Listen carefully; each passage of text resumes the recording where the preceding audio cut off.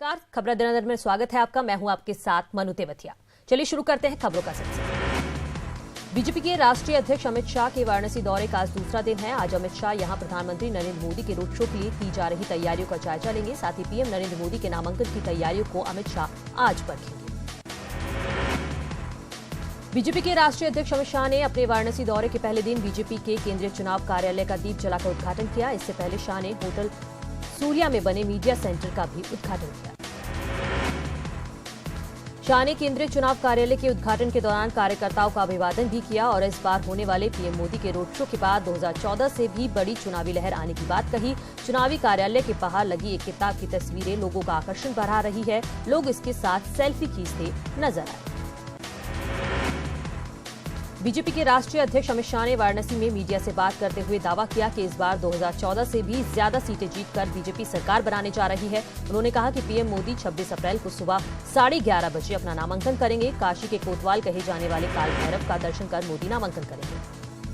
कांग्रेस की महासचिव प्रियंका गांधी और अध्यक्ष राहुल गांधी की भी आज ताबड़तोड़ चुनावी जनसभाएं करने और रैलियों करने का कार्यक्रम निर्धारित है। इसी क्रम में प्रियंका गांधी आज फतेहपुर के खागा और गाजीपुर में जनसभाएं करेंगी। साथ ही प्रियंका आज हमीरपुर के महोबा और राठ में रोड शो भी निकालेंगी।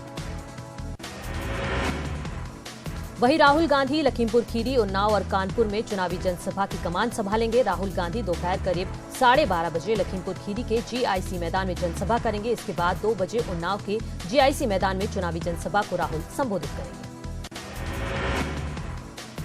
मुख्यमंत्री योगी आदित्यनाथ आज गोरखपुर के गोकुल अतिथि गृह में महत्वपूर्ण बैठक करेंगे, जिसमें भाजपा प्रत्याशी की जीत को सुनिश्चित करने के लिए बैठक में मंथन किया जाएगा। वहीं दूसरी तरफ सीएम योगी आज चंदौली में महेंद्रनाथ पांडेय के नामांकन में शामिल होंगे और चंदौली के जसूरी में बीजेपी प्रत्याशी के समर्थन में जनसभा करेंगे।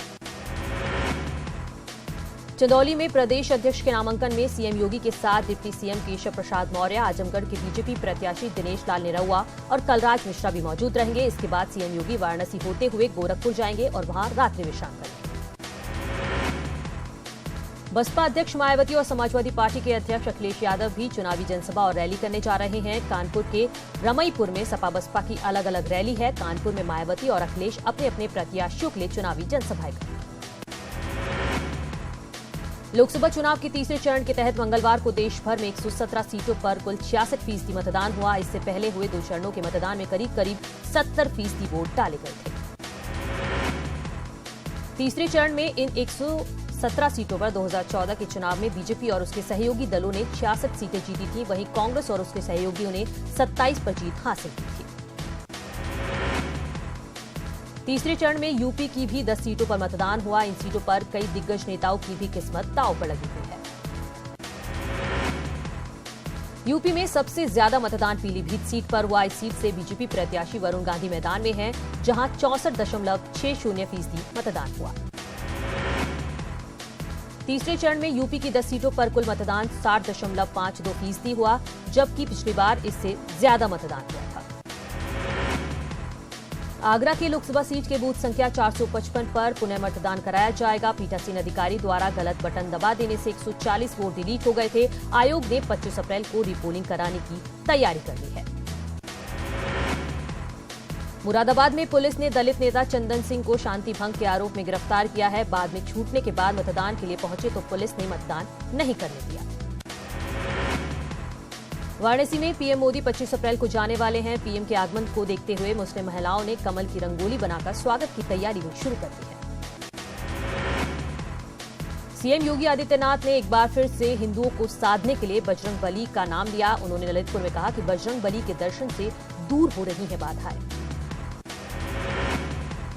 शाहजहांपुर की जनसभा में एसपी, बीएसपी और कांग्रेस पर केशव प्रसाद मौर्य ने जमकर हमला बोला। उन्होंने कहा कि जो अपने बाप का नहीं, वो जनता का क्या होगा। चंदौली से बीजेपी प्रदेश अध्यक्ष महेंद्रनाथ पांडेय आज नामांकन दाखिल करेंगे। इस मौके पर सीएम योगी और दोनों डिप्टी सीएम समेत कई नेता मौजूद रहेंगे। सिद्धार्थनगर जिले में बीजेपी प्रत्याशी के नामांकन के दौरान केंद्रीय मंत्री शिव प्रताप शुक्ला भी शामिल रहे। इस दौरान उन्होंने दावा किया कि यूपी में फिर 73 सीटें जीतेंगे। बीजेपी के महामंत्री और गोरखपुर क्षेत्र के प्रभारी पंकज सिंह ने न्यूज 18 से खास बातचीत में कहा कि गोरख क्षेत्र के सभी लोकसभा सीटों पर बीजेपी का झंडा लहराएगा। गाजीपुर में उत्तराखंड के कैबिनेट मंत्री सतपाल महाराज ने पीएम मोदी की जमकर तारीफ की। सतपाल महाराज ने कहा कि प्रधानमंत्री नरेंद्र मोदी ने दुनिया में देश का मान सम्मान बढ़ाया है। महाराज गाजीपुर के सादात क्षेत्र में आयोजित बीजेपी के विजय संकल्प महासम्मेलन को संबोधित कर रहे थे। गाजीपुर में बीजेपी के विजय संकल्प सम्मेलन को बीजेपी के राष्ट्रीय महासचिव भूपेंद्र यादव, रेल राज्य मंत्री मनोज सिन्हा, यूपी के राज्य मंत्री गिरीश यादव के साथ साथ भोजपुरी अभिनेता और आजमगढ़ लोकसभा सीट से बीजेपी प्रत्याशी दिनेश लाल निरहुआ को भी सभा को संबोधित किया। अंबेडकर नगर लोकसभा क्षेत्र के लिए कांग्रेस प्रत्याशी उम्मेद निषाद ने नामांकन पत्र भरा। नामांकन के बाद उम्मेद निषाद ने बीजेपी पर जोरदार हमला बोला। रायबरेली में प्रियंका गांधी ने लोगों के बीच जाकर जनसंपर्क किया। वहीं कांग्रेस महासचिव ने पार्टी अध्यक्ष राहुल गांधी के संसदीय क्षेत्र अमेठी में भी जोर शोर से प्रचार किया। प्रियंका गांधी ने युवाओं से कांग्रेस को वोट करने की अपील की और लोगों से कहा कि आप ही बदलाव ला सकते हैं, इसलिए कांग्रेस पार्टी को वोट कर राहुल गांधी के हाथों को मजबूत कीजिए। प्रियंका गांधी सलोन विधानसभा क्षेत्र में जनसंपर्क किया और आम जनता से हालचाल लेने के साथ ही व्यापारियों से भी मुलाकात की। अयोध्या में प्रदेश कांग्रेस अध्यक्ष राज बब्बर ने लोगों से अपील की। उन्होंने कहा कि जो लोग बीजेपी के खिलाफ हैं, वो उनका सहयोग करें।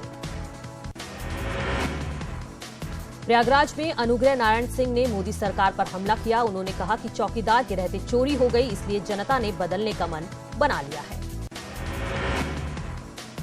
समाजवादी पार्टी के अध्यक्ष अखिलेश यादव की पत्नी डिंपल यादव ने न्यूज 18 से बात करते हुए कहा कि महिलाओं की समस्याओं को भी मुद्दा बनाना चाहिए। हरदोई के मिश्रिक में मायावती ने रैली की। उन्होंने पीएम मोदी, ईवीएम पलायन, सीबीआई के मुद्दे पर बीजेपी पर जोरदार हमला बोला। बहराइच में गठबंधन की रैली में पूर्व विधानसभा अध्यक्ष माता प्रसाद पांडे भी शामिल हुए। उन्होंने बीजेपी को बेरोजगारी और किसानों के मुद्दे पर घेरा। महेश शर्मा को ब्लैकमेल करने वाली युवती को नोएडा पुलिस ने कोर्ट में पेश किया, जिसके बाद कोर्ट ने युवती को 14 दिन की न्यायिक हिरासत में भेज दिया है। सुप्रीम कोर्ट ने अतीक अहमद को नैनीताल जेल से गुजरात की अहमदाबाद जेल में शिफ्ट करने के आदेश दिए हैं। अतीक अहमद पर रियल एस्टेट कारोबारी मोहित जायसवाल से मारपीट करने का आरोप है। इस मामले की जांच कोर्ट ने सीबीआई को सौंप दी है। सुप्रीम कोर्ट ने आदेश दिया है कि अतीक से जुड़े गुनाहों का जल्द निपटारा किया जाए, साथ ही गवाहों को सुरक्षा देने का भी आदेश दिया है। श्रीलंका में आतंकी धमाके के संदिग्ध का सीसीटीवी सामने आया है। रविवार को श्रीलंका में एक के बाद एक लगातार 8 सीरियल ब्लास्ट हुए थे। ये सीरियल ब्लास्ट ईस्टर के दिन चर्च और होटल में हुए थे। इन सीरियल धमाकों में श्रीलंका में 200 से ज्यादा लोगों की मौत हुई थी और करीब 400 लोग गंभीर रूप से घायल हुए थे। मरने वालों में 9 भारतीय भी शामिल हैं। मथुरा की वृंदावन कोतवाली क्षेत्र के आझाई गांव में टेंट का सहारा सामान लेकर जा रहे ट्रैक्टर बेकाबू होकर पलटने से हादसा हो गया। इस हादसे में 3 लोगों की मौके पर ही मौत हो गई, जबकि 3 लोग गंभीर रूप से घायल हो गए। ग्रेटर नोएडा के नॉलेज पार्क इलाके में प्लास्टर का काम करने के दौरान सेंटरिंग गिरने से 2 लोगों की मौत हो गई और 3 मजदूर घायल हो गए। घायलों को निजी अस्पताल में भर्ती कराया गया है। गाजीपुर के नंदगंज और पहाड़गंज इलाके में 2 हादसे हो गए, जिनमें 5 लोगों की मौत हो गई। फिलहाल पुलिस जांच में जुटी हुई है। दोनों ही घटनाएं नंदगंज थाना क्षेत्र में हुई हैं। इलाहाबाद हाईकोर्ट ने बीएचयू में एमसीए छात्र गौरव सिंह की हत्या के मामले में चीफ प्रॉक्टर की ओर से दाखिल याचिका पर सुनवाई करते हुए गिरफ्तारी पर रोक लगा दी है। सुनवाई करते हुए हाईकोर्ट ने कहा कि यदि बीएचयू के ही प्राध्यापकों और जिम्मेदार अधिकारियों के खिलाफ कार्रवाई की जाएगी तो इससे कैंपस का माहौल और ज्यादा खराब होगा। शामली के कांधला थाना के एलएम पुलिस चौकी क्षेत्र में कार चालक के साथ मारपीट और लूट का प्रयास किया गया। कार चालक ने जब इसका विरोध किया तो अज्ञात बदमाशों ने चालक को गोली मार दी। बागपत की बड़ौद कोतवाली क्षेत्र के छपरोली बड़ौद हाईवे पर दिनदहाड़े गोलीबारी से सनसनी फैल गई। पति ससुराल से वापस घर जा रहे थे, तभी प्रेमी युवक ने पति को गोली मार दी। सीतापुर के खैराबाद इलाके में आम के बाग के मालिक और उसके साथियों ने मिलकर ठेकेदार को चाकू से गोदकर मार डाला। एक आरोपी को गिरफ्तार कर लिया गया है, जबकि दूसरा अभी फरार है। आगरा के सदर थाना क्षेत्र में एक दारोगा ने युवती से सरेआम बदसलूकी की। आरोप है कि दारोगा ने घर खाली कराते वक्त युवती को धक्का मार दिया। आतंकियों के निशाने पर गाजियाबाद भी है, जिसको देखते हुए सतर्कता बढ़ा दी गई है ताकि किसी भी तरह की अनहोनी से निपटा जा सके। पहले भी शामली समेत गाजियाबाद और वेस्ट यूपी के कई रेलवे स्टेशनों और धार्मिक स्थलों को बम से उड़ाने की धमकी मिली है। कन्नौज में एक मिठाई व्यापारी के घर में आग लग गई। आग इतनी भीषण थी कि बुझाने में दमकल को कई घंटे लगे। मुजफ्फरनगर की नई मंडी कोतवाली में टायर के गोदाम में आग लग गई। मौके पर पहुंची 2 फायर ब्रिगेड की गाड़ियों ने आग पर काबू पाया। आग से गोदाम में रखा माल जलकर राख हो गया। आगरा के सदर थाना क्षेत्र के शहीद नगर इलाके में एक घर की दूसरी मंजिल पर आग लगने से हड़कंप मचा, जिसके बाद घर में फंसी महिला को दमकल कर्मियों ने बचाया। नोएडा के सेक्टर 6 स्थित कैनरा बैंक के फर्स्ट फ्लोर पर आग लग गई। आनन फानन में पहुंची दमकल की करीब 5 गाड़ियों ने कई घंटे की मशक्कत के बाद आग पर काबू पाया। नोएडा के सेक्टर 62 में एक चलती हुई ओला कैब कार में अचानक आग लग गई। देखते ही देखते कार जलकर राख हो गई। फिलहाल आग पर काबू पा लिया गया है। अलीगढ़ में शिक्षा पदाधिकारी के कार्यालय में घूसखोरी का वीडियो वायरल हो रहा है। इस मामले पर शिक्षा विभाग के आला अधिकारी कार्रवाई का भरोसा दे रहे हैं। कौशाम्बी जिले के मूरतगंज ब्लॉक में 65 साल के वृद्ध ने किसी युवती या फिर महिला से शादी नहीं की, बल्कि चंदन की लकड़ी से तैयार लकड़ी के पुतले के साथ शादी की। गढ़वाल यूनिवर्सिटी के 2 क्लर्कों पर नंबरों में छेड़छाड़ के आरोपों के बाद केस दर्ज हो गया है। ये केस प्राथमिक जांच में सही आरोप पाए जाने के बाद दर्ज हुआ है। पुलिस जांच के बाद कई बड़े नामों का खुलासा कर सकती है। चारधाम यात्रा का काउंटडाउन शुरू हो गया है, जिसके लिए गाड़ू घड़ा कलश यात्रा आज से शुरू होगी। तिल का तेल टिहरी राजभवन निकाला जाएगा। इसी तेल से बद्री विशाल के विग्रह पर लेपन होगा। केदारनाथ में सीजन में गुफाओं की भी बुकिंग शुरू हो गई है। हिमालय की कंदराओं में ध्यान सिर्फ 990 रुपए देकर हो सकेगा। पीएम की सलाह पर राज्य सरकार ने ये खास गुफाएं बनाई हैं। सियासी जंग में हरीश रावत ने कराई ज्योतिष की एंट्री। हरीश रावत ने कहा कि पीएम मोदी की कुंडली में काल सर्पदोष है, जिसमें उन्हें महिला के हाथों हार मिलने का योग है। वहीं ज्योतिषियों ने हरदा के इस दावे को खारिज कर दिया है। त्रिवेंद्र रावत और हरीश रावत की जुबानी जंग नई ऊंचाइयों पर है। अब हरदा ने मुख्यमंत्री को एक्टर कह दिया है, जिसका पलटवार सीएम रावत ने किया है। हरीश रावत के एक्टर वाले बयान पर सीएम त्रिवेंद्र सिंह रावत ने पलटवार करते हुए कहा कि मैंने उन्हें चिट्ठी लिखकर जवाब भेज दिया है। आगामी 7 मई से उत्तराखंड में शुरू होने वाली चारधाम यात्रा को लेकर सरकार ने व्यवस्थाओं को चाक चौबंद करना शुरू कर दिया है। आपको बता दें कि गंगोत्री, यमुनोत्री, केदारनाथ और बद्रीनाथ में इस बार रिकॉर्ड बर्फबारी हुई है, जिससे यहां व्यवस्थाओं को दुरुस्त करना काफी मुश्किल हो रहा है। यात्रा को सफल बनाने के लिए मुख्यमंत्री त्रिवेंद्र सिंह रावत ने अधिकारियों के साथ बैठक की, जिसके बाद सीएम ने कहा कि चारधाम यात्रा की तैयारी सरकार की ओर से पूरी हो चुकी है। बिरला ग्रुप ने केदारनाथ धाम में मरम्मत करने और व्यवस्थाओं को ठीक करने की इच्छा जताई है। उत्तरकाशी के पुरोला में शेयर मार्केट में निवेश के नाम पर ठगी का मामला सामने आया है। यहां एक व्यक्ति ने 2 सगे भाइयों के खिलाफ 45 लाख रुपए की ठगी के आरोप में मुकदमा दर्ज कराया है, जिसकी जांच पड़ताल पुलिस ने शुरू कर दी है।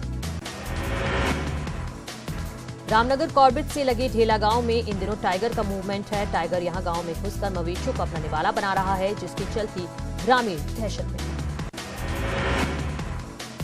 हाईकोर्ट के आदेश पर उत्तराखंड के सभी पुलिस थानों को सीसीटीवी कैमरों से लैस करने का काम तेजी से चल रहा है। शुरुआती दौर में हरिद्वार के 2 थानों में डेमो भी किया जा चुका है। वहीं आज से देहरादून जिले के सभी थानों में भी सीसीटीवी कैमरे लगने शुरू हो गए हैं। नैनीताल में लोग जाति, आय और मूल निवास प्रमाण पत्र बनाने को लेकर परेशान हैं, क्योंकि पटवारी संघ के बहिष्कार के चलते पिछले 2 महीनों से एक भी प्रमाण पत्र जारी नहीं किया गया है। कोटद्वार से दिल्ली जाने वाले यात्रियों के लिए दिल्ली का सफर महंगा और दूर हो गया है। बिजनौर में गंगा नदी पर बने बैराज पुल का हिस्सा टूट जाने के चलते दिल्ली जाने वाली बसों का रूट डाइवर्ट कर दिया गया है, जिसके चलते गढ़वाल से दिल्ली जाने वाली यात्रियों को अब गजरोला होकर दिल्ली जाना पड़ेगा। वहीं उत्तराखंड परिवहन निगम की बसों के किराए में 30 से 60 रुपए तक की वृद्धि की गई है। वहीं रूट डाइवर्ट होने से यात्रियों को खासी दिक्कतों का सामना करना पड़ रहा है और किराया भी अधिक लग रहा है। बागेश्वर में सफाई व्यवस्था पिछले 1 महीने से चरमराई हुई है, जिससे स्थानीय लोगों को काफी दिक्कतों का सामना करना पड़ रहा है। यहां की नालियां लंबे समय से चौक हैं, जिसके चलते इस वक्त गर्मियों की वजह से बीमारियां फैलने का खतरा बना हुआ है। पेशावर कांड की बरसी के मौके पर वीर चंद्र सिंह गढ़वाली के वंशजों ने राजनीतिक दलों पर गढ़वाली के नाम पर राजनीति करने के आरोप लगाए हैं। पेशावर कांड की बरसी पर कोटद्वार में राजनीतिक दलों ने पेशावर कांड के महानायक वीर चंद्र सिंह गढ़वाली को श्रद्धांजलि देते हुए गढ़वाली जी के अतुल्य योगदान को याद किया। इस दौरान तहसील परिसर में स्थापित अपने दादाजी की मूर्ति पर माल्यार्पण करने पहुंचे वीर चंद्र सिंह के पौते देशबंधु गढ़वाली ने कहा कि गढ़वाली जी के वंशज तकलीफ में हैं, लेकिन सरकार इस और ध्यान देने को तैयार नहीं है।